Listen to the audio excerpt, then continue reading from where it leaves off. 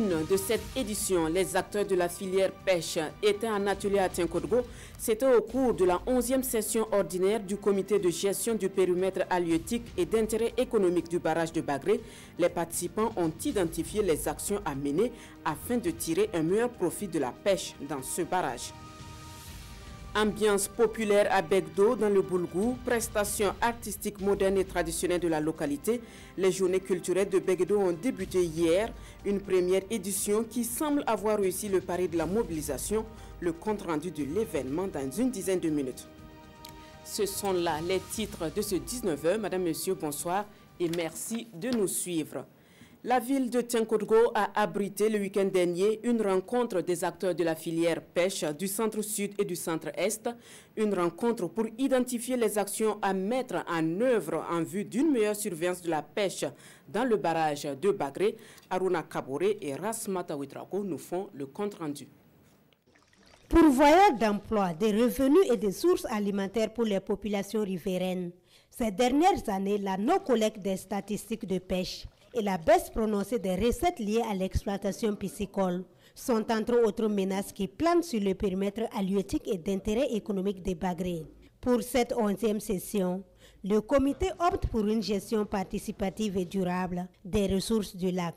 Pour assurer un meilleur encadrement, en tout cas au niveau des activités. Il y a un comité qui est mis en place et ce comité-là comprend l'administration, les collectivités territoriales et les acteurs directs qui interviennent, à savoir les pêcheurs, les mareyeurs, les femmes transformatrices, les commerçants de poissons. Les acteurs directs jouent un rôle très important parce que le comité vise à les responsabiliser dans la gestion durable de ces ressources-là. Parce que, étant donné que l'administration a des moyens limités pour notamment la surveillance. Une démarche bien accueillie par la centaine de participants venus du centre-est et du centre-sud. Ah, vraiment, cette année, il n'y a pas de poisson. Aujourd'hui, on va voir avec les techniciens que ça va passer et puis le barrage va venir au niveau. Le barrage nous est vraiment utile car nous vendons le poisson à travers tout le pays. J'invite la population à respecter les périodes de fermeture et à avoir leurs papiers au complet. Le barrage de Bagré est un patrimoine national de 25 000 hectares avec une production pouvant atteindre 1000 tonnes de poissons par an. Une caisse de microfinance a ouvert ses portes à Kuala dans la Nyanya, une idée de l'association Fadima dont la réalisation a coûté près de 30 millions de francs CFA. Les acteurs promettent œuvrer avec professionnalisme afin de gérer dans de meilleures conditions l'épargne et le crédit des clients. Justin Tiandrebego, Yaya Traoré et Chantal Ouedraogo. Désormais, les acteurs économiques de la commune de Kuala disposent d'une structure d'épargne et de crédit.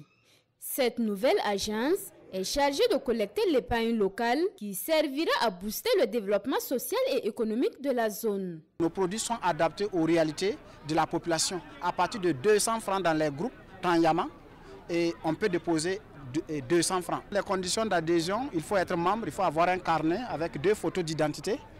Et puis à la fin du mois, on coupe pas, il n'y a pas de frais d'agio. Parce qu'on dit que nous travaillons avec des gens, des micro-entrepreneurs qui ont des idées, qui veulent s'émerger. L'implantation de cette caisse vient comme une bouffée d'oxygène pour les acteurs locaux. En plus de la proximité, ce point d'accès leur permettra de sécuriser les investissements. Nous allons donc profiter de ce joyau parce que ça va nous permettre de développer nos activités commerciales. Avant donc, on partait très loin vers la commune de Mani pour épargner, pour également chercher des crédits. Aujourd'hui, ce joyau est vraiment à la porte de nos concessions. C'est l'occasion pour nous vraiment d'en profiter énormément. Je prends la parole au nom de toutes les femmes de Kuala pour remercier M. Yarga François Ouhangla. Je demande à tout le monde de prendre l'air bien, venir déposer. Cette ouverture porte à 6 le nombre d'agences mises en place par l'association Base Fandima. L'ambition à terme est de couvrir toutes les 27 communes de la région de l'Est. Nous restons dans la commune de Kouala et cette fois, nous parlons devoir de rendre compte. Rendre compte de la gestion de 2018, le maire de Kouala a sacrifié à la tradition. Avec son équipe à ses côtés, il a fait le point de ses réalisations depuis qu'il est à la tête de la mairie. Le conseil municipal a surtout recueilli les préoccupations de la population. Assami Kaboré et Ibrahim Sanou. Le village de Boukargou est situé à 25 km de la commune rurale de Kouala. Et c'est ici que le maire a choisi pour se prêter à l'exercice de redevabilité. Ça permet de toucher de vive voix aussi les réalités de cette zone et d'échanger en famille, se donner des conseils pour aller de l'avant.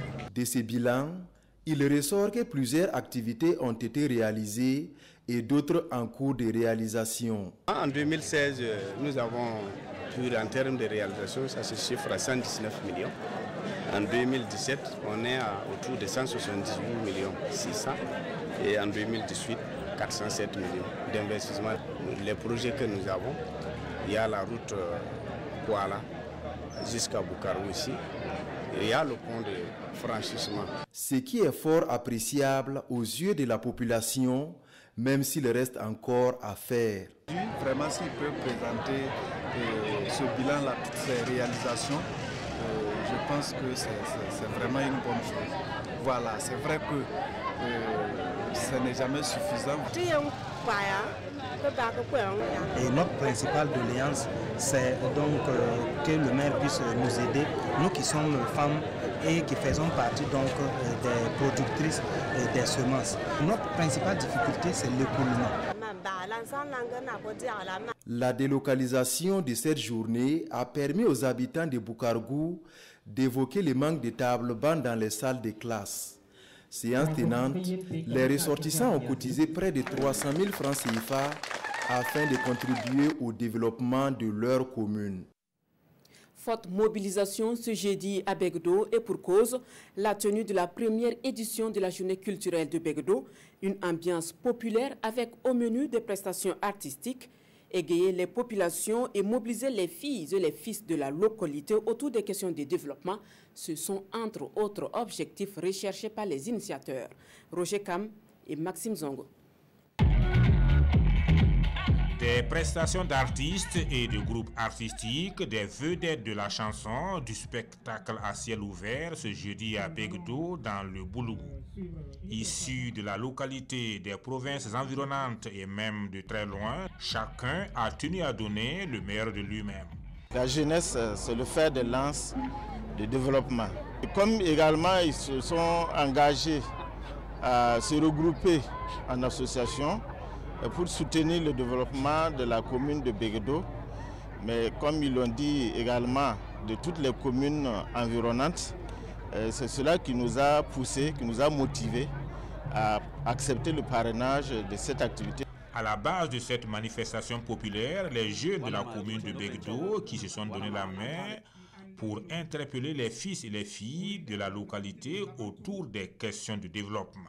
C'est l'occasion pour nous de détecter donc des jeunes talents et c'est également donc l'occasion donc pour les artistes qui se trouvent dans les confins donc des communes de s'exprimer, de revivre donc et nous pensons que vraiment c'est des initiatives vraiment à encourager. Pour joindre l'utile à l'agréable, 4 tonnes de vivres ont été distribuées aux handicapés. Un geste de solidarité selon les donateurs pour soulager ces personnes vulnérables en cette période de fête. Religion dans cette édition, célébration d'action de grâce ce 25 décembre à la paroisse Sacré-Cœur de Thomas. Monseigneur Bonaventure Prosper qui célèbre sa première messe dans sa paroisse d'origine. Occasion pour la communauté chrétienne de Thomas de lui souhaiter une bonne aventure. Issouf Zerbo et Karim Ouedraogo pour le compte rendu. Le Christ, roi du monde, c'est le thème de sa toute première messe à la paroisse Sacré-Cœur de Thomas en tant qu'évêque du diocèse de Dédougou. Dans son épiscopat, Monseigneur Prosper Bonaventure qui entend marcher sur les pas de ses dévanciers. Et pour célébrer le Christ roi de l'univers, nous devons mettre nos pas dans les pas de nos devanciers, et particulièrement dans le pays saint et à Thomas. Nos devanciers, c'est Monseigneur Toé, c'est dit Alfred Diban, dont la cause est en béatification depuis 20 ans. Cette messe est un symbole fort. Le nouvel évêque est reconnaissant à Dieu, mais aussi aux paroissiens qui sont les siens. Après cette première messe, c'est toujours un sentiment de gratitude également envers mes paroissiens, mon pays d'origine, qui accueillent avec joie cette nomination et cette grâce qui n'est pas seulement la nôtre, la mienne, qui est aussi la leur et une grâce pour tout le diocèse de Dougou. C'est dans l'allégresse que les fidèles ont proféré ces mots, Wa Baraka Allawa, Dieu merci ensemble. Nous seulement paroissiennes de Thomas et nous remercions le Seigneur pour ce grand don et nous en sommes très heureux. Nous lui souhaitons plein de santé et une longue vie dans son sacerdoce. Et nous souhaitons que le Seigneur continue de bénir notre paroisse et de se choisir toujours des serviteurs sur notre paroisse. Nous sommes très heureux quand le Seigneur choisit l'un de nous pour sa mission.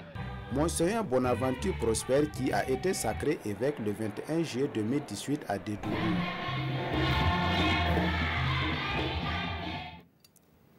Voilà, c'est tout pour ce journal de 19h. Merci de nous avoir suivis. Le 20h, c'est avec Peggy Ouedraogo. Excellente soirée en compagnie des programmes de la RTV.